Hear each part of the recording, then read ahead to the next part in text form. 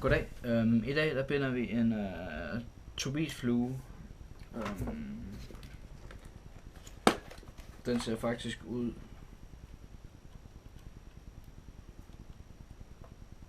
næsten ligesom den her. Næsten ligesom den her. Men de fibre jeg bruger, det er noget der minder om dem her. Og dem kan jeg meget bedre lide at arbejde med. De er meget mere levende. Så vi skal binde sådan en blanding af de to der. Vi bruger den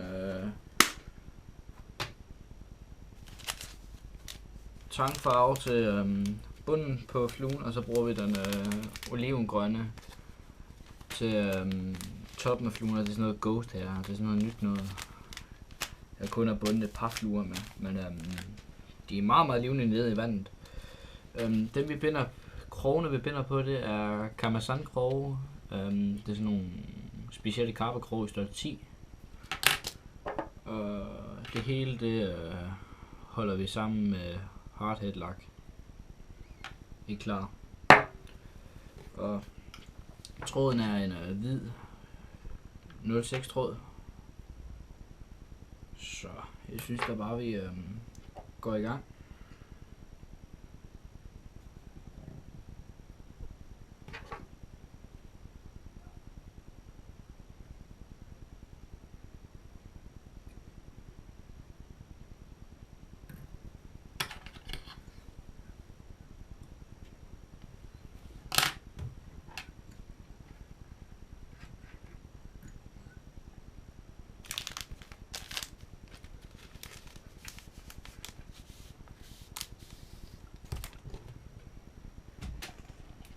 Så tager du sådan en bund af det brune ghost her, så tager du sådan cirka sådan en bund her, og så plejer jeg gerne at sige, at man kan sagtens nøjes med det halve af det her.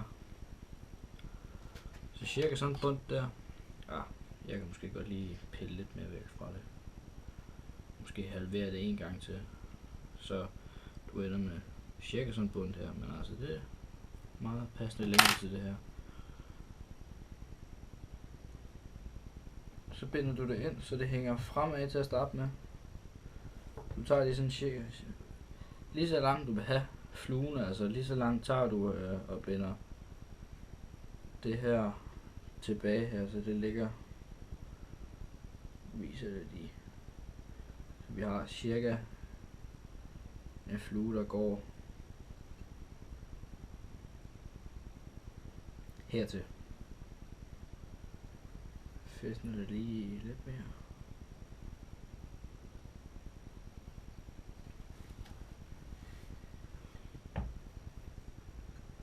Og så lægger vi det der heroppe foran, det lægger vi hele vejen nede bagpå. Og vi kører ned bag til igen og fæstner det. Og så kan du lige tage med dine fingre og lige nulle det sådan, får du sådan en dråbeform. Hvis du er utilfreds med længden, så kan du faktisk lige trække det over. Så det er ikke det stærkeste materiale, så du får sådan en dråbeform på fluen. Og så tager vi noget af det grønne her. Og der gør vi det samme.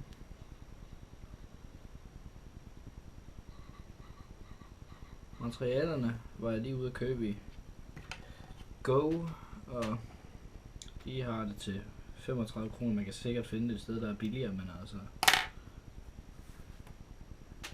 jeg kan nu godt lide at handle mine ting i Go, men altså det er jo sådan en smag ved af, hvad man bedst kan lide. Så lægger du det lidt længere end tanglængden, eller nu kalder jeg det tang, den brune. Lægger du den lidt længere ind, fæstner lige en 2-3 gange eller 4 og lægger det der op, tilbage igen. Alt efter hvor fyldig en flue du er, så tager du jo bare mere eller mindre. Men så er vi faktisk næsten færdige allerede.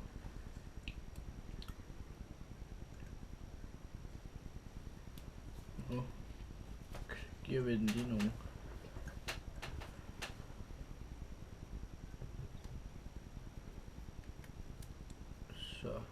holdt på plads. Nu er der sikkert nogen, der vil sige, at jeg har bundet den her meget tynd, og jeg har bundet det meget langt tilbage. Det synes jeg slet ikke gør noget, altså. Man kan sagtens binde det helt herop til. Eller man kan binde det helt derned, eller man kan binde det lige midt på, eller helt herop. Eller på krogøjet, hvis man vil have det. Det er nok lidt svært at få fluen på dem, altså. Du gør ligesom du vil jo. Kun fantasien, der sætter grænser. Det er faktisk meget sjovt med det her ghost her, der kan du, det er faktisk, jeg tror faktisk det har det bedst med ikke at komme ud af posen, og hvis det endelig skal ud af posen, så skal lad det blive ude af posen, fordi ellers så klip sådan en trekant herop, fordi så kan du bare lige gå ind, lige sådan at fange de tråde ud, du gerne vil have til fluen.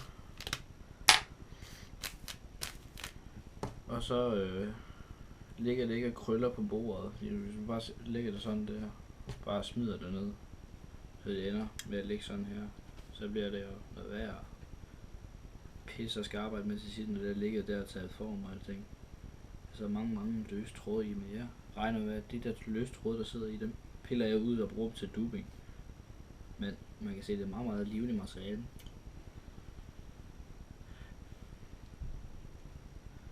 Rigtig levende materiale det her. Jeg tror det er sådan en nylonfiber. Men nu er vi nået til det der hardhead der. Vi har afsluttet fluen, og nu skal vi have noget af det her hardhead på. Og det smager vi bare ud over vores viklinger.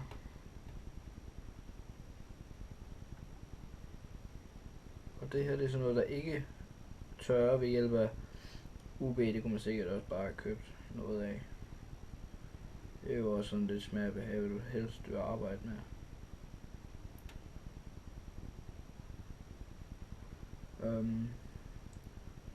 Man kan jo vælge at lave, nu kan jeg jo ikke så nemt tørre det her nu, fordi at det, er